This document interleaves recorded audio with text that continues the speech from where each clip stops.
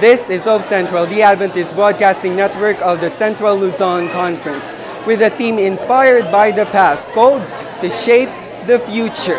Batch 1999-2005 of Central Luzon Conference Adventist Youth First Grand Reunion happened here at Cucueco Hall, Malabon City on May 7, proving that people can be young at heart, regardless of age.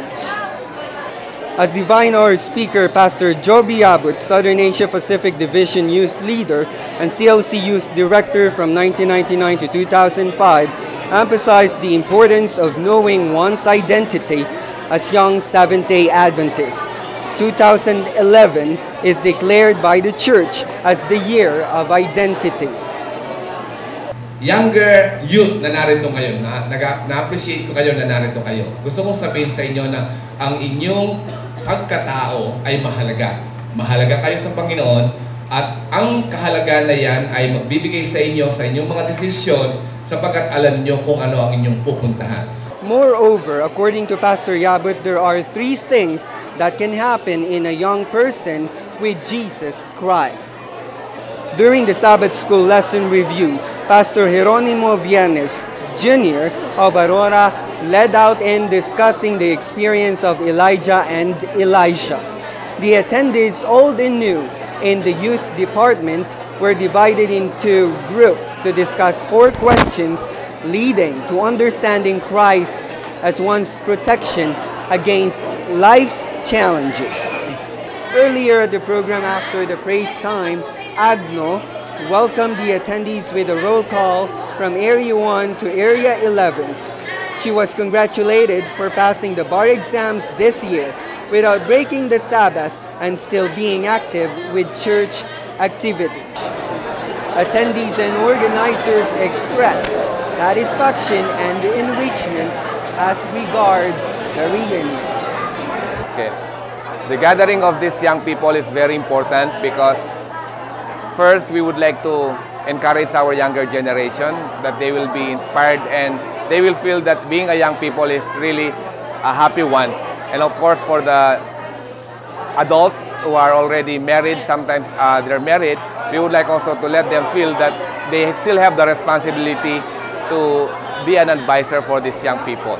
Natutuwa po ako na nandito po ako ngayon na kabataan noong panahon ng tenure ni Pastor Joby Abut noong 1999-2005.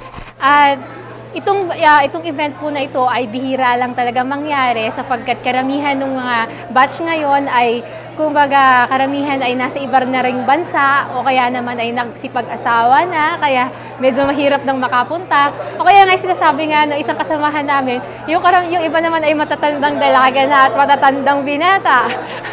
Ngayon, nais ko pong anyayahan ng lahat na sana po ay kung may time pa, nawa po ay makapunta po kayo dito at makijoin po sa ating activities. At ganun din po, sana po suportahan niyo po si Pastor Ron Henevado na current AY Director kayo. Salamat po.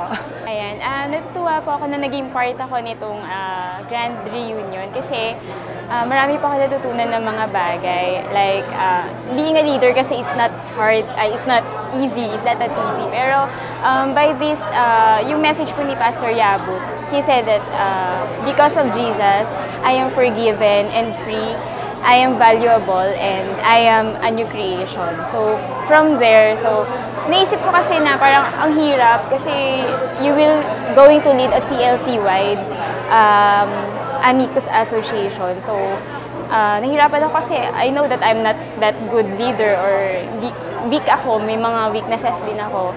Pero, grateful pa rin ako sa Panginoon because among those people, among those students, parang ako yung pinili niya or Armon, so far na-bless ako sa gathering na ito sapagkat ito yung pagtatagpo ng mga leaders, AY leaders noon at AY leaders ngayon.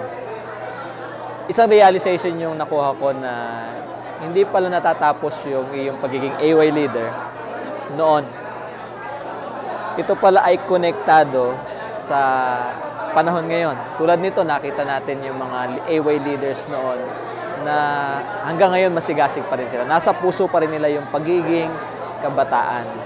So, isang natutunan ko na tulad natin, tulad ko, isang kabataan, na dapat pala ang aking pagtatalaga sa Panginoon, paglingkuran ng kabataan ay tuloy-tuloy hanggang sa dumating ang Panginoon. With this event, we can see that young people can learn from the older generation. At Central Luzon Conference, there is so much room for this wisdom. I'm Armin Perez Tolentino reporting for Hope Central CLC.